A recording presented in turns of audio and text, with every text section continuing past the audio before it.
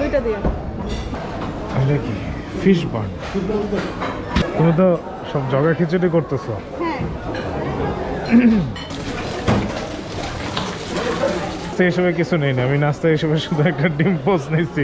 So welcome back, চলে আসছি রুমে, ফ্রেশ হয়ে গেছি, পুরো একদম রেডি হয়ে গেছি, ব্রেকফাস্ট করতে যাব। সময় কয়টা বাজে একটু সময়টা জানাই দিই, কয়টা বাজে, কারণ সময়ের উপর অনেক কিছু ডিপেন্ড করতেছে।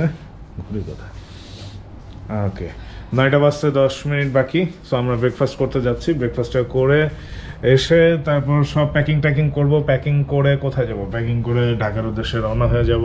সো কি আর করার, বাট আমি সাঁতার পারি না, বাট আজকে আমি খুব এনজয় করছি, কাজ হচ্ছে আমি অনেকক্ষণ, আপনার ভিডিওতে দেখছেন হয়তোবা আগের ব্লগে, যে অনেকক্ষণ কিন্তু ডুবে থেকে প্রায় সাঁতার কাটার মতো ট্রাই করছি এবং আমি অনেক হ্যাপি এর জন্য। ওকে, সো কথা না বাড়াই, চলেন ব্রেকফাস্টে যাই, একটু ব্রেকফাস্ট করি। বাফেট বলে কথা, অনেক খেতে হবে, অনেক, কজ আই লাভ ফুড।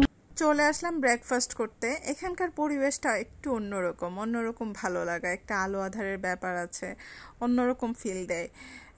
ওরকম লাইটিং না থাকলে তো গুপ্রোতে ভালো ফুটেজ আসে না, এর জন্য একটু অন্ধকার লাগতেছে। এটা হয়তো ভিডিওতে কতটা আপনাদের ভালো লাগতেছে জানি না, সামনাসামনি যদি এসে দেখেন তাহলে বুঝতে পারবেন, আর যারা আসছেন তারা তো অলরেডি জানেনই।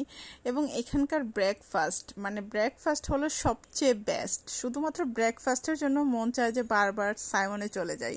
আপনি যদি সাইমনে একবার থাকেন, তারপরে অন্য কোনো 5 স্টারে যান, আপনার মুডও ভালো লাগবে না, কারণ 5 স্টার আপনি যখন সকালে ব্রেকফাস্ট করতে যাবেন তখনই আপনার ভালো লাগবে না, কারণ এখানের ব্রেকফাস্টের মানে তো ভালো, এবং প্রত্যেকটা খাবার, প্রত্যেকটা রেসিপি অনেক মজা, আর সেজন্যই আমার মন চায় বারবার সাইমনে যাই।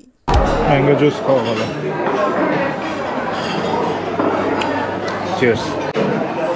তুমি কি শর্ট ভিডিও বানাচ্ছ? ভিডিও চলছে।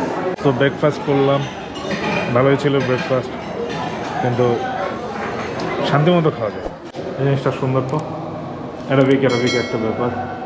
আল্লাহ, এই যে একটা, হ্যাঁ এই যে একটা, হ্যাঁ, তারপরে মানে খাইছো না কি করছো? এই যে একটা, তারপরে খাইছো না কি করছো? এই যে একটা। উপরে চলো, উপরে গিয়ে হালকা পানি দিয়ে ওয়াশ করে।